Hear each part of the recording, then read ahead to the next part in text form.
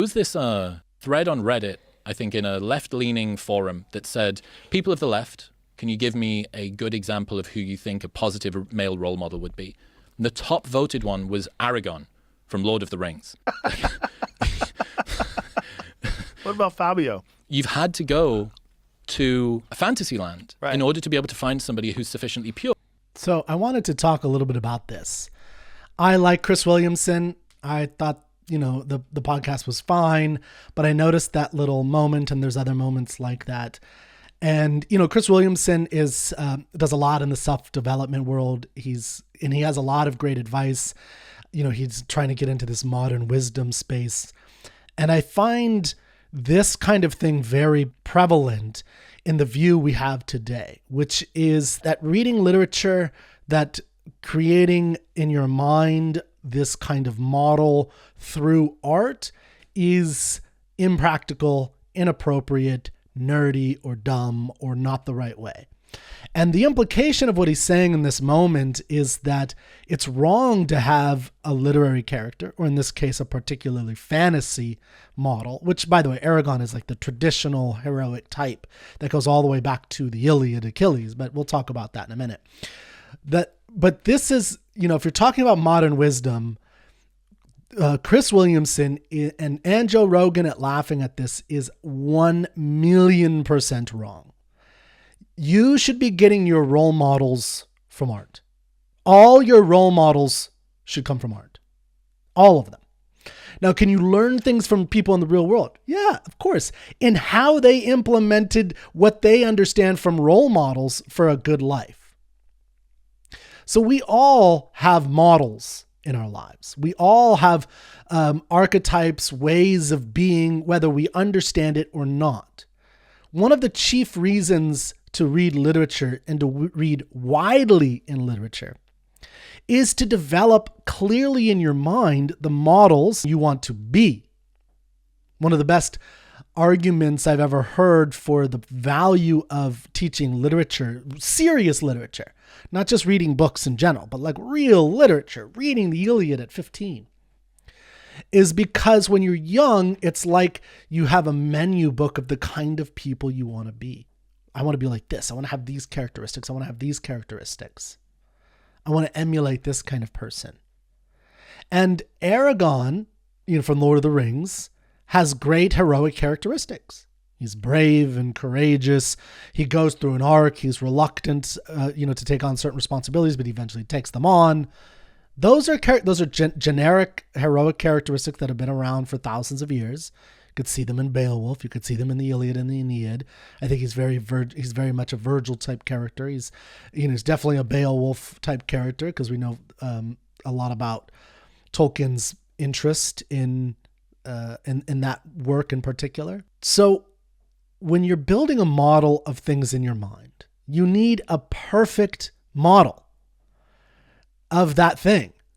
And humans, no matter how great your father, no matter how great Elon Musk, no matter how great Chris Williamson, no matter how great, can never live up to that. They're going to have flaws. They're going to have moments that they don't make the right decision. And so what you need is a perfect North Star. And that's why you need Aragorn.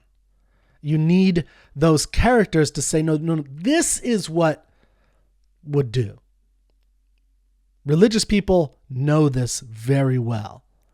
And although I'm an atheist, and I don't agree with the type of model that they necessarily choose and why, and that's a whole other conversation, but I agree with the models of having a model. And they understand and have always understood the value of having this fictionalized model, this archetypal model, whether it be Yahweh, whether it be Jesus Christ, Buddha, whoever it is. This is who you need, Gandhi, this is who you need to operate like. Here are the characteristics. Here's the stories that bring this about. And now I don't think you should have one model and become super obsessed. The value of literature and art is to have multiple models, to evaluate them, to think about them, and then to act accordingly. So in living a good life and being a good person, and what that means to you. You need different models. What can you learn from Harry Potter and what Harry Potter did and Aragorn? What can you learn from Sinclair Lewis's Babbitt, or if anything? What can you learn from Ayn Rand's Howard Roark and Hank Rearden and John Galt? What can you learn from Virgil's Aeneid and Dante, the Pilgrim Dante and the Commedia? What can you learn from Beowulf? What can you learn from a variety of characters? What can you learn from Iron Man? And what kind of model does he represent, if anything? So the point is that you need to have these models, that art is the model maker, and the soul, to create a soul in yourself, to develop yourself into something, requires, just like a building, a model. You have to have the model. You have to know what you're building. And Aragorn is a kind of model. James Bond is another kind of model. And you could even, if you're a full human, you'll read fully. And that means widely. So there's a quote that I like from Francis Bacon: reading maketh a full man. And there's more to the quote, but that's the first line. Reading maketh a full man. Benjamin Franklin said the same thing. Reading makes a full man. And they talk about discourse makes a ready man, or conference makes a ready man, writing makes an exact man. But reading makes a full man. So think about what that means.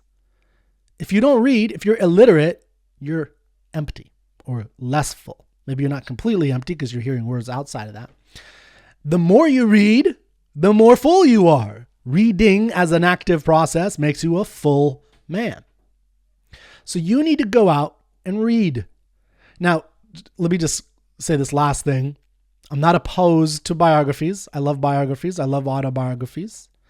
I think those are great ways to glean information, knowledge, and about the path that people make. And if you notice great biographies, the better they are, the better they have a real arc, an integrating arc about a person, which is almost in line with how an arc of a character is developed in art when you're reading something specifically in art.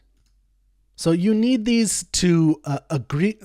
Another thing you need for these models is also models you disagree with, and how you don't want to be more like that. Or even if you want to be like Aragorn, maybe Aragorn was arrogant, or he was too reluctant to get involved in the combat early enough, or, and you want to be more like the Hobbits. And the Hobbit, by the way, if you know a little bit about the history of world literature and Western literature, the Hobbit is a very new kind of hero, and it's a new model.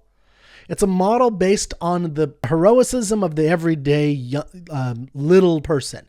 In other words, not the grand, epic, world-changing Aeneid, who is the king or is the leader of the entire Trojan force as they leave Troy, or Achilles is the greatest warrior of all time, or Beowulf, who can swim for thousands of miles and wrestle down giants. Like, those are great people, or Arthur and Lancelot, these great warriors, these great knights. Those are great people, and you could emulate things about them, but The Hobbit provides a whole new model for the kind of heroism of being someone of a lesser stature from a lesser world and a more commonplace world, thrust into the machinations of these world-changing epic moments. And that's what you see in Lord of the Rings, and why people have come to love that story so much. So the point is that you want to have these models. That Chris is great in so many things, but he's wrong about this. So I hope you will, go out and read some models. I run the Literary Canon Club at troubadour.studio, and we're going to be looking at a variety of different models. Right now we're doing Don Quixote, Sancho Panza, and all the questioning of certain kinds of chivalric models. So in this book, you get questioning. We also do the Iliad, the Aeneid, and a whole bunch of other stuff like that. So I hope you'll join me. But again, Chris Williamson has great stuff, but here he's wrong.